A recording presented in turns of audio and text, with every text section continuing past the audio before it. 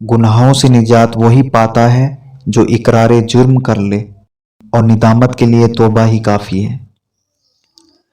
جو اپنی تنہائیوں کو اللہ کے خوف سے مزین کر لے، اللہ اس کی محفلوں کو بھی اچھا کر دے گا۔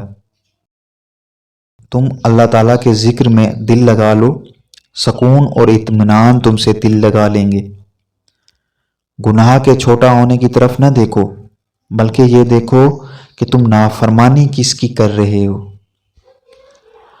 روز گناہ کرتا ہوں، وہ چھپاتا ہے اپنی رحمت سے، میں مجبور اپنی عادت سے، وہ مشہور اپنی رحمت سے۔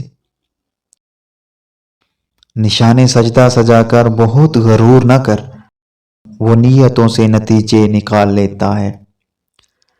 جب واسطے اور رابطے اللہ سے جڑ جائیں تو پھر دل نہیں ٹوٹا کرتے۔ قدر نہ کرو تو چھین لیتا ہے خدا، پھر چاہے وہ رزق ہو یا دوست۔ فنا کر دوں اپنی ساری زندگی اللہ کی محبت میں، یہی وہ پیار ہے جس میں بے وفائی نہیں ہوتی۔ کہہ دو غم حسین منانے والوں سے، مومن کبھی شہداء کا ماتم نہیں کرتے۔ کون کہتا ہے خدا نظر نہیں آتا، وہی نظر آتا ہے جب کچھ نظر نہیں آتا۔ یہ درس کربلا کا ہے کہ خوف بس خدا کا ہے۔ کامیابی کا سفر نماز اور تلاوت قرآن کے بنا ادھورا ہے۔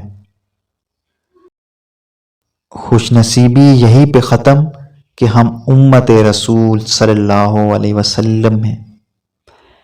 پہلے مسجدیں تھیں کچی تو پکے تھے نمازی، آج مسجدیں ہیں پکی تو کچے ہیں نمازی۔ پتہ نہیں کیا جادو ہے سجدے میں، جتنا جھکتا ہوں اتنا اوپر جاتا ہوں۔ سب روٹھیں پر رب نہ روٹھے، کہ محمد سے وفا تو نے تو ہم تیرے ہیں، یہ جہاں چیز ہے کیا لوح و قلم تیرے ہیں۔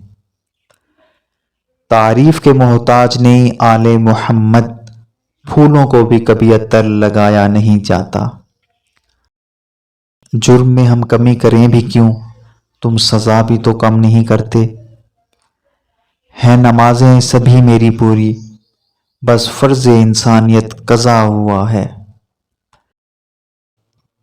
زندگی میں ایک چیز بانٹنا شروع کر دو، رزق سنبھال نہیں پاؤ گے۔